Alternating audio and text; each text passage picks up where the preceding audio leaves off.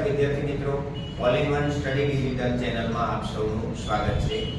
આપણે જવાહર નવોદય પ્રવેશ પરીક્ષા માટેની તૈયારીમાં આકૃતિ વિભાગ 1 માં 10 આકૃતિ સુધીનું સોલ્યુશન કર્યું હતું।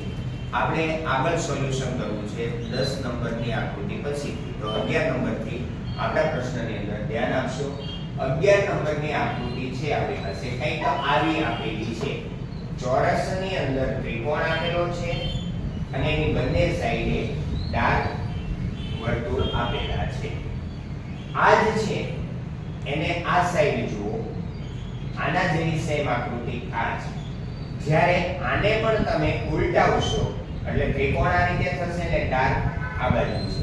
જ્યારે આને તમે ઉલટાવો છો તો તમારી પાસે આ જે ચોરસ છે એમાં ત્રિકોણ તો આ રીતે આવે છે, પરંતુ જે વર્તુળ અહીંયા આવવા જોઈએ તે ક્યાં આપેલા છે? અહીંયા નીચેની બાજુએ આપેલા છે। એટલે એનો મતલબ એવો કે આપણી પાસે ડી જે જવાબ છે તે ખોટો આવે છે, મતલબ જુદો પડે છે। એટલે આપણો જવાબ સાચો શું થશે? ડી। 12મા પ્રશ્નમાં આપણી પાસે વર્તુળો આપ્યા છે, નાનું વર્તુળ, એનાથી મોટું વર્તુળ, એનાથી મોટું વર્તુળ, એક વર્તુળની અંદર બીજું વર્તુળ, ત્રીજું વર્તુળ। અહીંયા ચોરસ આપ્યા છે, એમાં પણ એ રીતે છે। આમાં ત્રિકોણ આપ્યા છે, તો અહીંયા જોવા જઈએ તો નાના વર્તુળથી મોટા તરફ જઈએ છે, નાની આકૃતિથી મોટી આકૃતિ તરફ જઈએ છે। અહીંયા પરિસ્થિતિ કંઈક ઉલટી છે। શું છે? પહેલા મોટું ત્રિકોણ છે, પછી નાનું છે, પછી એનાથી નાનું। અહીંયા પણ આપણે નાનેથી મોટે તરફ જઈએ છીએ। તો બધી આકૃતિ દેખાવમાં સેમ લાગે છે, પરંતુ આપણે જો ગોઠવણી જોઈએ તો નાનેથી મોટે તરફ જાય છે। તો આપણો જવાબ થશે સી। બરાબર છે? એના પછીનો પ્રશ્ન, આપણી પાસે ABCD પ્રમાણે કંઈક આ રીતની ગોઠવણી છે। ABC DEF GHI JKL પડી ગયા આપણને? આમાં બધામાં આ રીતે ચાલે છે, જ્યારે આમાં પંખાની દિશામાં ચાલે છે। એટલે ડી આપણો આન્સર થશે।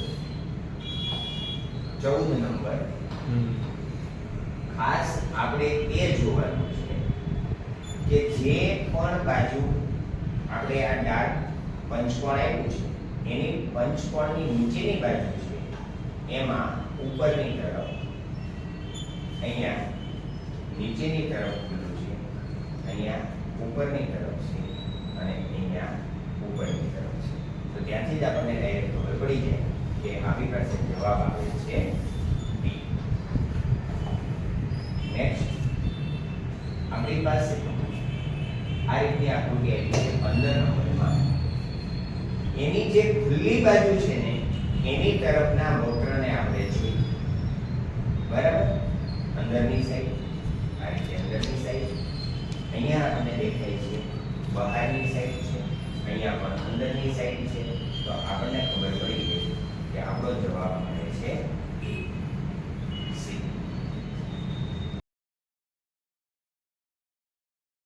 આપણી પાસે આપણી સામે આ રીતે બે પતંગ છે એને આપેલી છે, તો આના પેચ આ રીતે લાગેલા છે વિરુદ્ધ દિશામાં, અહીંથી આ રીતે અને અહીંથી આ રીતે।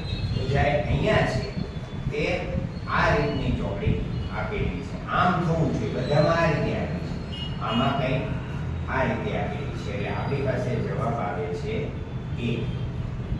17મા પ્રશ્નમાં આપણે આગળ વધવું છે। તો 17મા પ્રશ્નની અંદર આપણી પાસે જે ડોટ આપેલા છે એને આપણે કાઉન્ટ કરવાના છે। 3 6 9 12 15 18 અને 21। આમાં 21 ડોટ છે। 3 6 9 12 15 18 અને 21। આમાં પણ 21 ડોટ આપેલા છે। 3 6 9 12 15 18 અને 21। આમાં પણ 21 ડોટ આવેલા છે।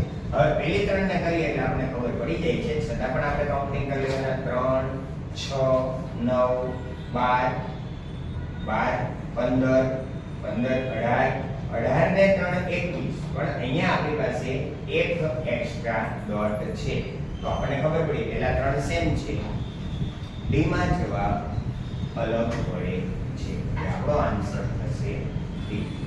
નેક્સ્ટ ક્વેશ્ચન આપણને જોઈએ તો ડાયરેક્ટલી સમજ પડી જાય છે કે એરો છે એની બંને સાઈડ આ રીતે આપેલા છે, બંને સાઈડ આપેલા છે, જ્યારે અહીંયા આ રીતે આપેલા છે, અહીંયા પણ બંને સાઈડ આપેલા છે તો આપણો જવાબ થશે સી. નેક્સ્ટ ક્વેશ્ચનમાં આપણે આગળ વધીએ તો આપણી પાસે દરેક ખાનાની અંદર એકની અંદર લાઈન આવી છે, જોતા જ ખબર પડી જાય કે મિત્રો આમાં બેની અંદર લાઈન આવી છે એટલે આપણો જવાબ બી થાય છે.